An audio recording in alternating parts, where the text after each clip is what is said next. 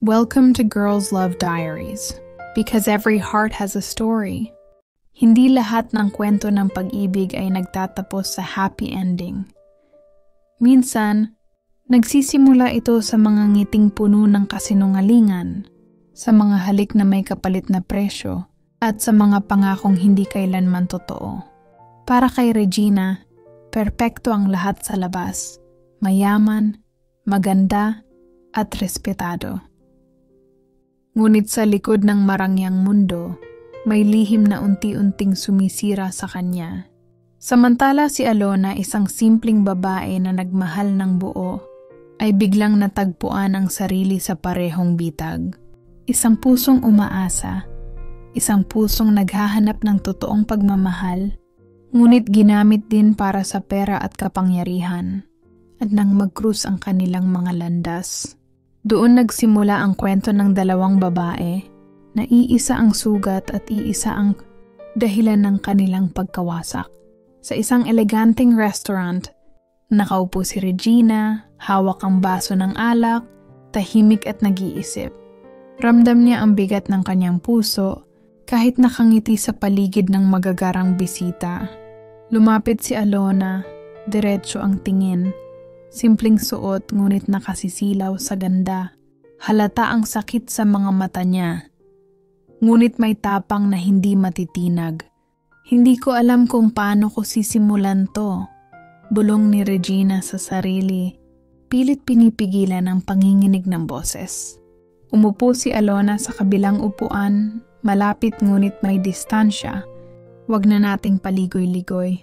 Pareho nating mahal ang iisang tao. Mahinang sabi niya, puno ng kirot. Napahinto si Regina. At alam mo ring hindi ako basta bibitaw. Hindi rin ako, tugon ni Alona.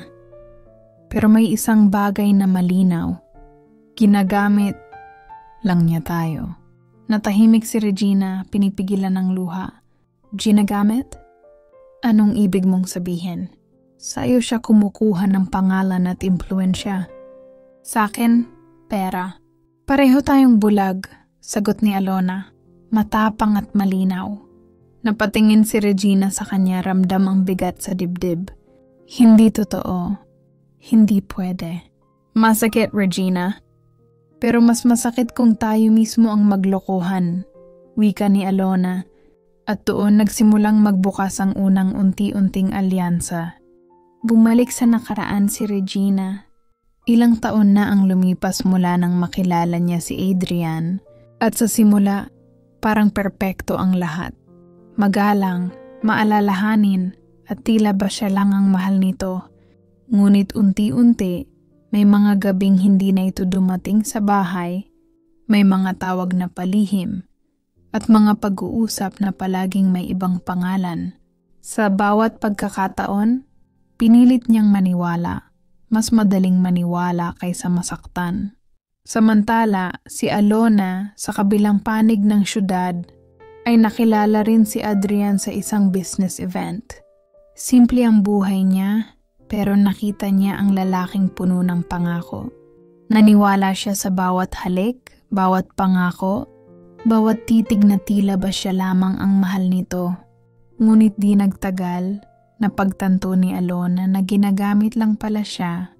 Sa bawat salitang mahal kita, may kasamang pangakong may kapalit pera, posisyon, at pansariling kapakinabangan. At doon nagsimula ang sakit na parehong naramdaman ni Regina at Alona kahit hindi pa sila magkatagpo. Ang parehong puso ay sugatan, parehong biktima ng iisang tao. Ngayon magkatabi sila sa restaurant.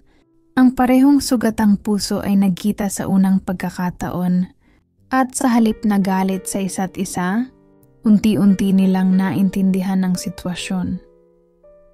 Parehong ginamit ng lalaki, parehong nasaktan, parehong nag-iisa sa sakit na yon. Pareho tayong biktima. Mahina ngunit maring sabi ni Alona. Nakatingin kay Regina. Ngayon hindi na siya ang panalo. Napangiti si Regina, bahagya at pilit. Kung ganon, tayo na lang ang magkasama, bulong niya. At sa unang pagkakataon, may kakaibang koneksyon. Silang naramdaman, isang alyansa na maaaring humantong sa mas malalim na damdamin. Kinabukasan, nagtagpo sina Regina at Alona sa isang maliit na cafe, tahimik at malayo sa mata ng ibang tao. Sa unang pagkakataon, hindi sila magkaaway, pero halata pa rin ang tensyon sa pagitan nila. Sigurado ka ba dito? Tanong ni Regina, hawak ang tasa ng kape. Hindi ba mas mabuting kalimutan na lang natin siya? Kung ganun lang kadali, matagal ko na itong ginawa. Sagot ni Alona, may bahagyang ngiti. Gusto kong maramdaman niya lahat ng sakit na pinagdaanan natin. At kung tutuusin, mas masarap kung tayong dalawa ang gagawa. Natawa si Regina unang beses mula nang nagsimula ang lahat. Hindi ko akalaing darating. Ang araw na makikipagsabuatan, ako sa babaeng ginamit ng iisang lalaki sa amin. Hindi mo siya asawa sa mga gabi na kasama niya ako.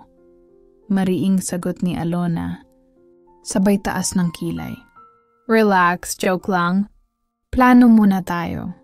Bumunot si Alona ng maliit na notebook at nagsimula ng isulat ang mga hakbang. Una, aalamin natin lahat ng sikreto niya. Pera, negosyo, pati ibang babae. Lahat dapat nating malaman. Tumango si Regina habang may kakaibang init sa dibdib. Hindi lang ito galit o paghihigante. May apoy na nararamdaman. Siya sa babaeng kaharap niya. Kapag hawak na natin ang lahat ng baraha, dagdag ni Alona, siya mismo ang luluhod sa atin. At doon nagsimula ang kanilang lihim na kasunduan, isang pakikipagsabuatan na hindi lang magpapabagsak sa lalaking nanakit sa kanila, kundi unti-unting magbubukas ng bagong damdaming hindi nila inaasahan. Kinabukasan, tahimik na nagtagpo sina Regina at Alona sa opisina ni Adrian. Nakatanaw sa paligid parang simpleng business meeting lang, ngunit sa isip nila, isa itong undercover mission. Mag-ingat tayo, bulong ni Alona. Habang iniabot kay Regina ang maliit na voice recorder, kahit kaunti lang na mali, makakabawi siya ng impormasyon at pwede tayong maloko ulit. Tumango si Regina, pilit pinipigilan ng kaba. Handa na ako. Kailangan lang natin ng malinaw na ebidensya. Habang papasok ang kanilang target sa conference room, naglakad sila sa gilid, nagkatinginan ng may kakaibang kilig na hindi nila maipaliwanag. Hindi lang ito galit o paghihiganti. Merong pagkakaakit na unti-unti nilang nararamdaman sa isa't isa. Sa bawat lihim na tala na kanilang nakukuha, mga email, kontrata, at mensahe, halata ang damdaming sama ng loob at saya sa mga mata ng dalawa. Nakakatawa, bulong ni Alona, na habang sinusubukan nating patalsikin siya, parang hindi ko maiwasang mas mapalapit sa'yo. Napangisi si Regina, bahagya at maingat. Ako rin, pero wag kang masyadong ma-excite. Baka may masaktan tayo sa huli, o baka ako na lang ang masaktan. Ngunit habang tumatagal, mas nagiging malinaw ang kanilang pagkakaunawaan. Ang galit at sama ng loob nila sa lalaking nagloko sa kanila ay nagiging tulay para mas makilala nila ang isa't isa. At sa bawat lihim na ebidensya na nakokolekta nila, unti-unti ring nabubuo ang isang espesyal na connection, isang damdaming mas malalim kaysa galit, mas matindi kaysa simpleng pagkakaibigan. Sa isang pribadong dinner sa bahay ni Adrian, nakaupo si Regina sa isang sulok, pilit pinipigilan ang kaba. Kasama niya si Alona sa kabilang upuan, tahimik ngunit alerto, habang unti-unti nilang ini-set up ang lahat. Alam mo, napapansin ko lang, malakas at may halong panunuya ang tinig ni Alona na lagi kang may ginagawa sa likod namin. Parang may mga sikreto kang tinatago, hindi ba? Napalingon si Adrian, halatang nagulat sa tono ng boses ni Alona. Ano ibig mong sabihin? Ngumisi si Regina, unti-unting nagiging matapang. Alam namin ang lahat, ang mga tawag, emails, at kahit ang mga planong hindi mo sinabi sa amin. Sa lahat ng panahon, ginamit mo kami. Para sa pera, para sa... Panlasa mo lang. Namutla si Adrian, hindi makapaniwala sa biglang pagbunyag ng dalawa. Subalit hindi iyon ang pinakamasakit. Ang masakit ay ang kakaibang tingin nina, Regina at Alona sa isa't isa. Parang may lihim na sabwatan na nag-uugnay sa kanila. Pareho kayong nagbabalak sa akin? Tanong niya, halos hindi makapagsalita. Hindi lang nagbabalak, sagot ni Alona. Tumitig kay Adrian. Ngayon, hawak na namin ang lahat ng ebidensya. At sa huli, hindi ka na panalo. Nang ngumiti si Regina sa tabi niya, may kakaibang init sa mga mata na hindi kay Adrian. Isang damdaming matagal niyang itinago. At kung sakali, bulong niya sa Alona. Baka sa huli, tayo na lang ang manalo. Si Alona sa unang pagkakataon, tumango ng bahagya habang sa kanilang puso'y unti-unti nang lumalabas ang damdamin na mas malalim kaysa galit, isang tensyon at pagkakaakit na hindi nila maikakaila. Sa loob ng ilang linggo, tahimik na nagtagpo sina Regina at Alona sa iba't ibang lugar, sa mga coffee shop, sa opisina at minsan sa bahay ni Alona, palihim na nagko-coordinate sa bawat hakbang ng kanilang plano. Grabe, hindi ko akalaing makakagawa tayo nito ng sabay, bulong ni Regina. Habang nagbubukas ng email na naglalaman ng bagong impormasyon tungkol kay Adrian, napangiti si Alona bahagyang napalapit. Kaya natin. At hindi lang yun, tumigil siya sandali, tinitingnan ang mata ni Regina. Hindi ko rin nakalaing sa gitna ng lahat ng ito. Mas lalo kitang nakikilala at siguro nagkaka-feel na rin ako. Napahinto si Regina, ramdam ang tibok ng puso niya, halos tumalon sa dibdib. Pilit niyang pinigil ang kanyang mga salita, pero sa kabila ng lahat, napalapit siya ng bahagya. Alona, siguro ganun din ako, kahit ayaw ko man aminin. Nagtagpo ang kanilang mga kamay sa mesa, hindi nila sinasadya at sa sandaling iyon, kahit na nasa gitna sila ng paghihigante, ramdam nila ang isang kakaibang init, isang damdaming hindi nila inaasahan ngunit totoo. Hindi natin pwede kalimutan kung bakit tayo dito, wika ni Alona. Pinipilit ang katahimikan sa paligid, pero siguro pwede rin nating simulan ng sarili nating kwento. Huminga si Regina, ngiti na may halong kirot at pag-asa. Oh, simulan natin. Ngunit unahin natin siyang mapatalsik. At sa bawat lihim na plano at bawat taktika laban kay Adrian, unti-unti ring lumalalim ang connection nila, hindi lang bilang magkakasama sa paghihiganti, kundi bilang dalawang pusong natutong magmahal sa isa't isa sa gitna ng sakit at pagkakanulo. Makaraan ng ilang linggo, tuluyan nang napatalsik si Adrian mula sa buhay nina Regina at Alona. Lahat ng ebidensya ay nailantad at ang lalaking matagal nilang pinagtiisan ay wala ng kapangyarihan sa kanila. Sa isang tahimik na hapon, nagtagpo sila sa parehong park kung saan nagsimula ang kanilang unti-unting lapit. Walang papansin sa paligid.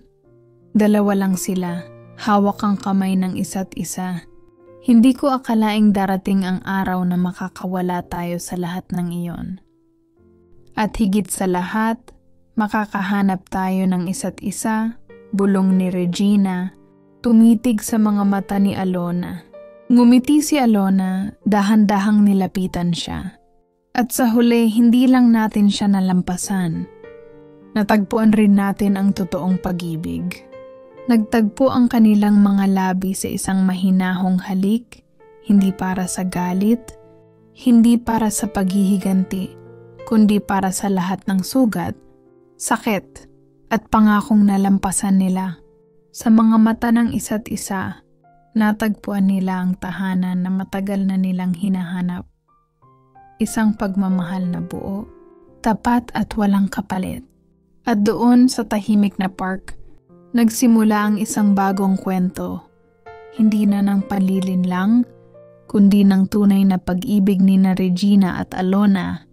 Hindi lahat ng sugat ay nasusulat sa kasaysayan, at hindi lahat ng luha ay napapansin. Ngunit sa gitna ng pagkakanulo, pangungulila at sakit, may liwanag na lumilitaw, isang pag-ibig na tapat, na walang kapalit, at kayang maghilom ng kahit pinakamasakit na sugat. Si Regina at Alona ay hindi lamang nagtagumpay laban sa taong nanloko sa kanila. Natagpuan din nila ang isa't isa, at sa bawat titig, ngiti at hawak ng kamay nagpatunay na minsan, ang tunay na pagmamahal ay dumarating sa tamang oras, kahit sa gitna ng dilim.